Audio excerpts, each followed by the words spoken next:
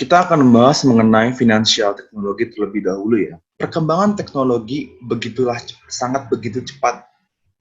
Hal ini didukung dengan sifat manusia yang nggak pernah puas, yang mereka tuh ingin do more, melakukan yang lebih. Nah, teknologi ini ada untuk apa sih? Ya pasti untuk membantu kehidupan manusia agar lebih praktis, lebih mudah. Teknologi mulai merambat ke sektor finansial, yang disebut finansial teknologi. Finansial teknologi itu apa? Financial technology is the application of new technological advancement to product and services in the financial industry. Jadi secara mudahnya, fintech itu adalah segala produk dan service atau jasa yang berhubungan dengan finansial. Dan dia juga mendapatkan support dari teknologi. Fintech ini membantu kehidupan manusia. Contoh-contohnya yang paling mudah itu di bidang e-wallet yang sering kita lihat dan sering kita pakai saat ini. Saya pun juga sering menggunakannya, yaitu adalah Dana, OVO, GoPay, dan lainnya. Lalu dengan fintech ini, kita bisa melakukan segala transaksi di rumah. Contoh kayak pembelian online, kayak lewat Shopee, Tokopedia. Lalu juga kita bisa memesan makanan dari rumah, kita bisa memesan buah dari rumah, dan sayuran. Lalu kita juga bisa memesan taksi online dari rumah juga. Mengenai blockchain. Blockchain itu apa? Blockchain itu adalah transaksi yang direkod secara individual yang dipanggil blok atau disebut blok, dan mereka tuh akan link bersama-sama menjadi satu list yang dipanggil rantai. Langsung aja ngebahas mengenai apa sih cara kerjanya blockchain itu.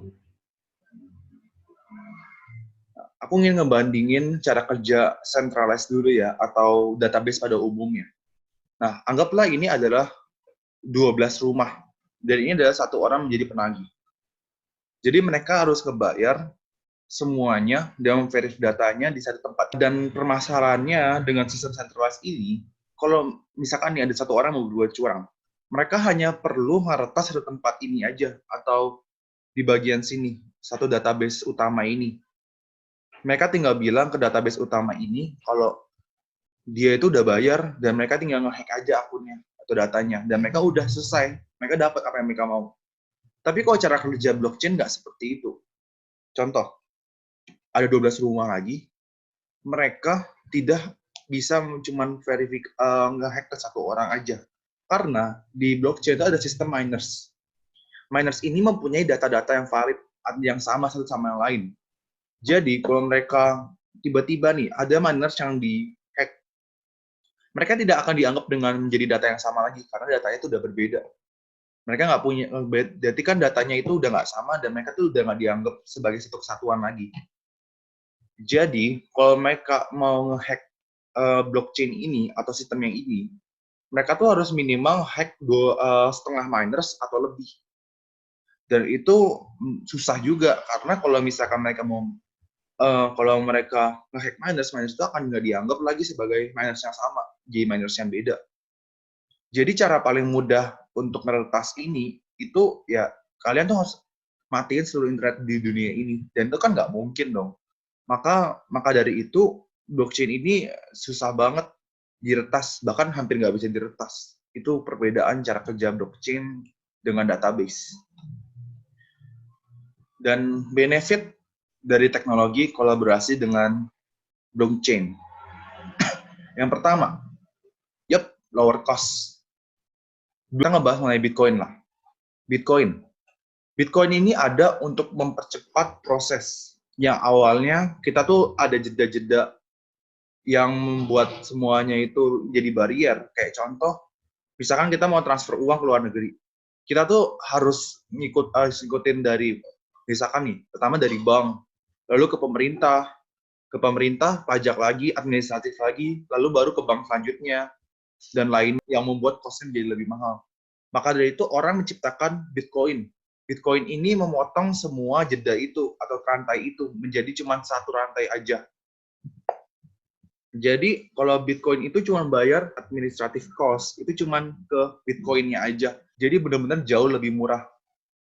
Selanjutnya, membuat waktunya menjadi lebih cepat. Ya, teknologi itu kan mempermudah segalanya dan membuat segalanya jadi lebih cepat.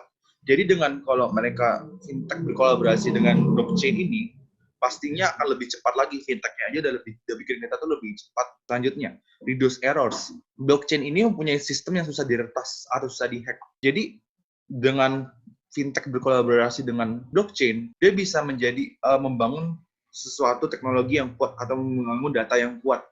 Jadi kan fintech itu kan berhubungan sama uang ya. Uang itu kan paling paling rentan untuk dihack karena ya semua orang kan butuh uang. Jadi dengan mereka berkolaborasi dengan blockchain ini, mereka bisa memperkuat sistem keamanan mereka. Jadinya mereka nggak usah takut lagi untuk dihack dan lainnya karena blockchain itu susah banget diretas. Selanjutnya, new revenue opportunity. Banyak orang yang bilang kalau misalkan finansial teknologi itu merupakan salah satu teknologi yang gampang banget dikembangkan atau mempunyai opportunity yang lebih untuk dikembangkan menjadi bisnis. Bahkan fintech itu udah banyak banget sampai saat ini. Kita nggak ada yang nyangka kalau misalkan fintech ini bisa mempertemukan orang yang butuh dana, modal, dan orang peminjam modal di dalamnya. Habis itu kita bisa menjadi transaksi lebih mudah. Kita awalnya nggak tahu, tetapi sekarang ini ternyata bisa. Berarti fintech ini benar-benar bisa dikembangkan dengan orang yang benar. Fintech ini bisa membangun bisnis yang lebih baru lagi, yang lebih menghasilkan lagi. Lalu, lower administrative cost. Ya, seperti yang nomor satu yang saya bilang tadi, blockchain ini memotong segala transaksi yang ada, memotong segala rantai yang ada. Tadinya rantainya panjang banget, menjadi lebih pendek, jadi satu tempat aja kalian harus pembayarannya, administrative cost-nya. Oke, paling sekian presentasi dari saya. Terima kasih.